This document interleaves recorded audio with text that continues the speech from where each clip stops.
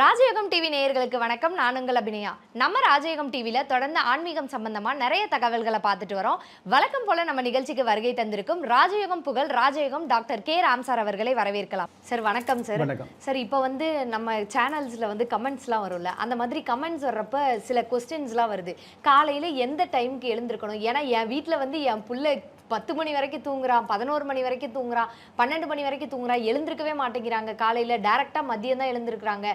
நீங்கள் ஏதாவது சொல்லுங்கள், உங்களோட வீடியோஸ்லாம் ரெகுலராக பார்க்குறாங்க அப்படின்னு ஒருத்தவங்க கமெண்ட் போட்டிருந்தாங்க. நான் அந்த கமெண்ட்டை பார்த்தேன். ஸோ காலையில் எத்தனை மணிக்கு ஒருத்தவங்க எழுந்திருக்கணும் சார்? பொதுவாகவே சூரிய உதயத்துக்கு முன்னாடி எழுந்துக்கிறது சிறப்பான விஷயமாக சாஸ்திரம் சொல்லியிருக்குது. அதை விட உங்களுக்கு அதிர்ஷ்டகரமான விஷயம் இருக்கும் இல்லையா? அப்படி எடுத்துக்கிட்டிங்க அப்படின்னா ஒவ்வொரு நாளும் காலையில் 4 மணிலிருந்து 6 மணிக்குள்ளாக எழுந்து அந்தந்த நாட்களுக்கு உண்டான வேலைகளை கணக்கிடுதல் அல்லது வேலைகளை செய்ய ஆரம்பிக்கிறது மிக மிக உத்தமமானதாக உன்னதமானதாக உங்களுடைய வாழ்க்கைக்கு உயர்வானதாக இருந்துகிட்டு இருக்கும் அப்படிங்கிறது உண்மை. எந்த வகையில்? மற்ற ஒரு நாளைக்கு 24 மணி நேரம் இருந்துகிட்டு இருந்தால் கூட ஏன் இந்த காலையில் 4 மணிலேருந்து 6 மணி சொல்கிறோம் இல்லையா? அதிகாலை 4 மணிலேருந்து 6 மணிக்குள்ளே அப்படிங்கிற விஷயத்தை எதனால் சாஸ்திரம் சொல்லியிருக்குது அப்படின்னா, இந்த 4 மணிலேருந்து 6 மணிக்குள்ளே தான் பிரம்ம முகூர்த்தம் அப்படிங்கிற ஒரு மிகப்பெரிய முகூர்த்தம் வந்துட்டு இருக்குது. அதாவது சுப முகூர்த்தம் அப்படிங்கிறது வாரத்தில் 1 நாள் 2 நாள் அல்லது வருஷத்தில் 58 60 முகூர்த்தம் வரும். ஆனால் பிரம்ம முகூர்த்தம் அப்படிங்கிறது வருஷத்துக்கு 365 நாட்களும் பிரம்ம முகூர்த்தம் தான் அப்படிங்கிறத நம்ம எடுத்துக்கலாம். அந்த வகையில் எது இந்த பிரம்ம முகூர்த்தம் அப்படிங்கிற காலையில் 4 மணிலேருந்து 6 மணிக்குள்ளே வரக்கூடிய முகூர்த்தம் மிக மிக அற்புதமான முகூர்த்தம் வந்துட்டு இருக்குது. சாதாரணமாக கல்யாணம் போன்ற சுப காரியங்களுக்கு ஒரு முகூர்த்த நாள் குறிக்கும் பொழுது ஒரு சில பேர் சொல்லுவாங்க இல்லையா, இந்த வருஷத்திலேயே இதுதான் நல்ல முகூர்த்தம், இந்த வருஷத்திலேயே இதுதான் கடைசி முகூர்த்தம், இந்த திருமணத்தில் இந்த முகூர்த்தத்தில் திருமணம் பண்ணுறது மிக மிக சுபிட்சமாக இருக்குன்னு சொல்லுவாங்க இல்லையா? அதை விட 1000 மடங்கு சுபிட்சம் தரக்கூடியது இந்த அதிகாலை சொல்லக்கூடிய 4 மணிலிருந்து 6 மணிக்குள் வரக்கூடிய பிரம்ம முகூர்த்தம். இந்த பிரம்ம முகூர்த்தம் அப்படிங்கிறது அஷ்டமியாக இருந்தாலும் நவமியாக இருந்தாலும் அமாவாசை நாளாக இருந்தாலும் ஆகாத நாளாக இருந்தால் கூட தோதான நன்மையை கொடுக்கக்கூடிய ஒரே முகூர்த்தம் இந்த பிரம்ம முகூர்த்தம். பொதுவாகவே பிரம்ம முகூர்த்தத்தில் எந்திரிக்கிறதுக்கு கொஞ்சம் கஷ்டமாக தான் இருந்துகிட்டு இருக்கும். ஆனால் நீங்கள் சிரமப்பட்டு எந்திரிச்சு ரெடியாகினு வைங்களே, குளித்து முடிச்சு ரெடி ஆகிட்டீங்க அப்படின்னா அந்த நாள் முழுவதுமே உங்களுக்கு சுறுசுறுப்பாக இருக்கும் அப்படிங்கிறத உண்மை. நம்ம மருத்துவ ரீதியாக விட்டமின் டி சாப்பிடு, வைட்டமின் ஏ சாப்பிடுன்னு சொல்கிறோம் இல்லையா?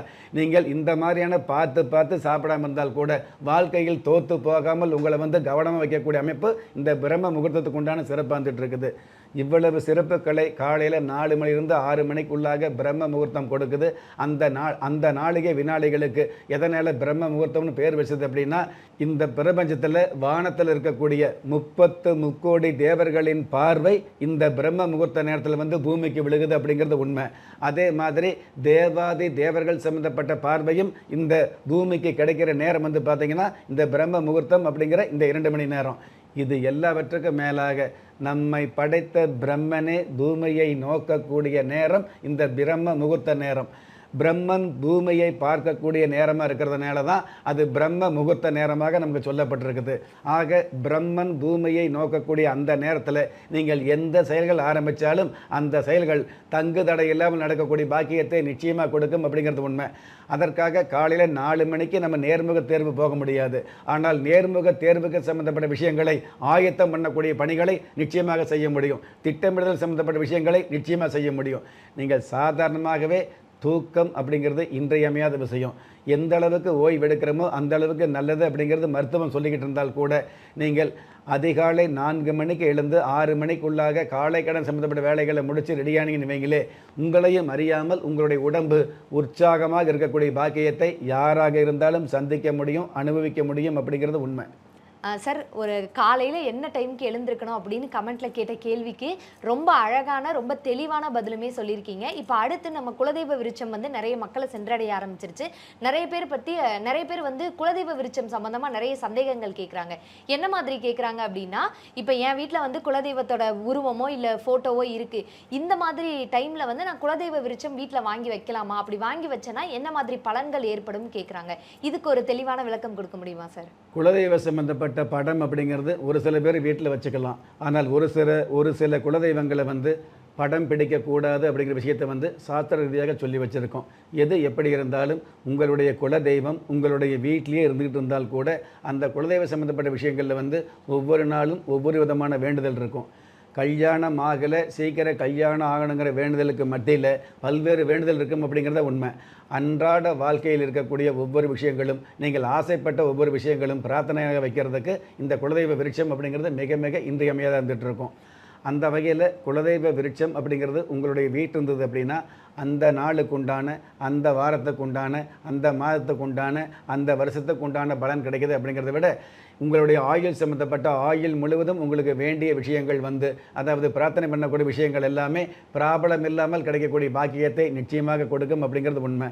ஒரு பிரச்சனை வந்ததுக்கப்புறம் காப்பாற்றுது அப்படிங்கிறத விட பிரச்சனை வருவதற்கு முன்பாகவே உங்களுக்கு கர்ஜனையை கொடுக்கக்கூடிய ஒரே அம்சம் குலதெய்வ விருட்சம்.